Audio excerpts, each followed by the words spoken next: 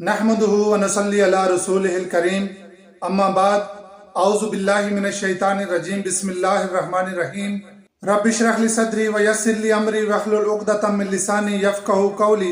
अस्सलामु अलैकुम व रहमतुल्लाहि व बरकातुहू। अल्लाह ताला के फजल व करम से लास्ट वीडियो में सूरह अल बकरा के रुकू नंबर 2 की आयत नंबर 8 से लेकर 13 तक उर्दू में तर्जुमा किया था और मुख्तसर तफसीर बयान की थी। जैसे कि मैंने अर्ज किया था कि सूरह अल बकरा का रुकू नंबर 2 मुनाफिकीन के बारे में है। मुनाफिकीन की तफसीलात हैं इसमें, लेकिन इसमें ज़ाहिरी तौर पर ना नफाक का लफ्ज़ आया है और ना ही मुनाफिक का लफ्ज़ आया है।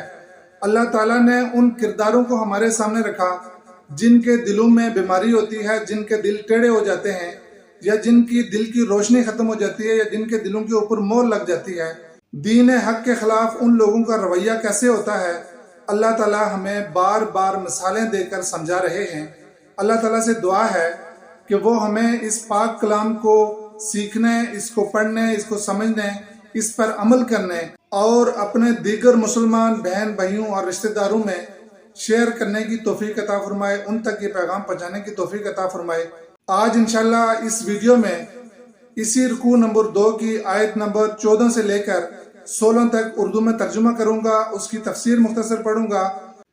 इन आयात के जरिए आज हम मजीद सीखने की कोशिश करेंगे, समझने की कोशिश करेंगे कि अल्लाह ताला मजीद कैसे मिसालें दे देकर ऐसे किरदारों के बारे में हमें आगाह फरमा रहे हैं और उनकी निशानदेही कर रहे हैं।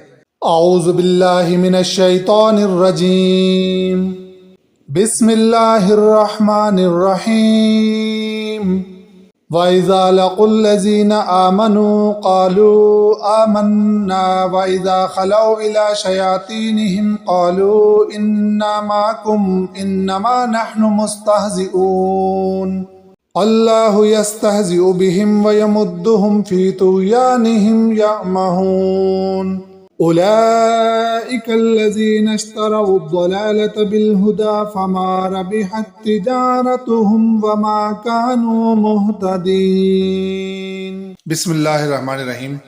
पिछली आयत में हमने ये पढ़ा था, आयत नंबर 13 में, कि जब इनसे कहा गया कि ईमान लाओ जैसे बाकी भले लोग ईमान लाए, यानी सहाबाए किराम ईमान लाए, तो कहने लगे क्या हम बेवकूफ़ों की तरह ईमान लाएं?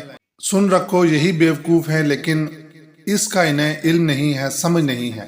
आयत नंबर 14 में अल्लाह ताला फरमा रहे हैं, वइज़ा लक़ुल्लज़ीना आमनू, और जब वो मुलाकात करते हैं ईमान वालों से, क़ालू आमन्ना, इन्होंने दावा किया हम ईमान वाले हैं। वइज़ा ख़लौ इला शयातीनिहिम, और जब वो खलवत में होते हैं अपने शैतानों के साथ। अब ये देखें, यहाँ तमाम मुफस्सिरीन ने बयान किया कि ये अपने बड़े बड़े जो यहूदी उलमा थे उनके पास जब खलवत में बैठे होते हैं, क़ालू इन्ना माकुम, तो वहाँ कहते हैं हम आपके साथ हैं। ये भी एक मसला होता है कमजोर शख्सियत का कि जिसके पास बैठा होता है उसी के रंग में रंगा जाता है। जब इधर आया उसने कहा जी हम मोमिन हैं, जब उधर गया तो कहा जी हम आपके साथ। आगे आपको और भी नजर आएगा कि उनको ये भी कहते हैं कि हम आपको ईमान वालों से बचा रहे हैं, आपका तहफ़्फ़ुज़ कर रहे हैं, हम आपके मफादात की निगरानी और हिफाजत का सामान कर रहे हैं। अगर हम न हों तो फिर आपका खित्ते में और माशरे में असर रसूख खत्म ही हो जाए। इन्ना माकुम, हम आपके साथ हैं। इन्नमा नहनु मुस्तहज़िऊन,